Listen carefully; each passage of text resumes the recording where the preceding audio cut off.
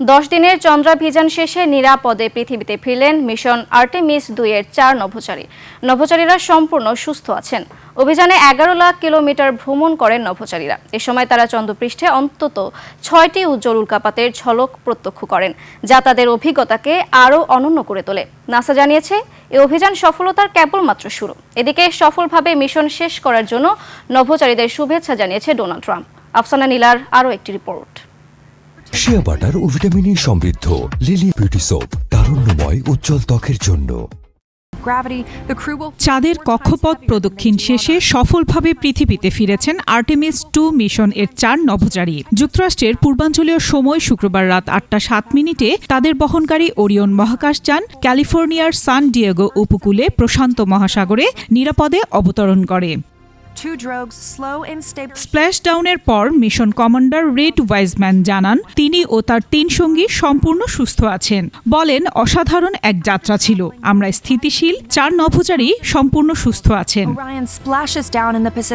আর মার্কিন মহাকাশ গবেষণা সংস্থা নাসা জানিয়েছে, সমুদ্রে অবতরণের 2 ঘন্টার মধ্যে নভোচারীদের ক্যাপসুল থেকে উদ্ধার করা হয়। এরপর তাদের মার্কিন নৌবাহিনীর উদ্ধারকারী জাহাজ USS জন পি মুরথার মেডিকেল বিভাগে নেওয়া হয়, যেখান থেকে হেলিকপ্টারের মাধ্যমে তাদের নৌবাহিনীর জাহাজে স্থানান্তর করা হয়।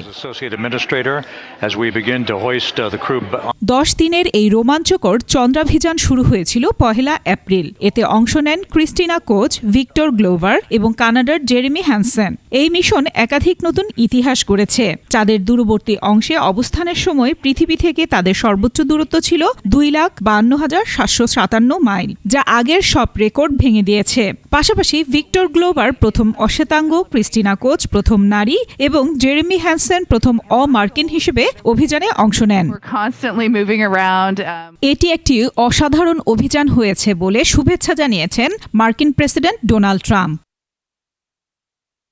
আর্টেমিস 2 ছিল 2028 সালের মধ্যে চাঁদের দক্ষিণ মেরুতে মানুষ পাঠানোর লক্ষ্যে নাসার পরিকল্পনার একটি গুরুত্বপূর্ণ পরীক্ষামূলক ধাপ। এই ঐতিহাসিক প্রত্যাবর্তন বিশ্বব্যাপী সরাসরি সম্প্রচার করা হয় বিভিন্ন ডিজিটাল প্ল্যাটফর্মে। আফসানা নীলা, ডেস্ক রিপোর্ট, 21 টেলিভিশন।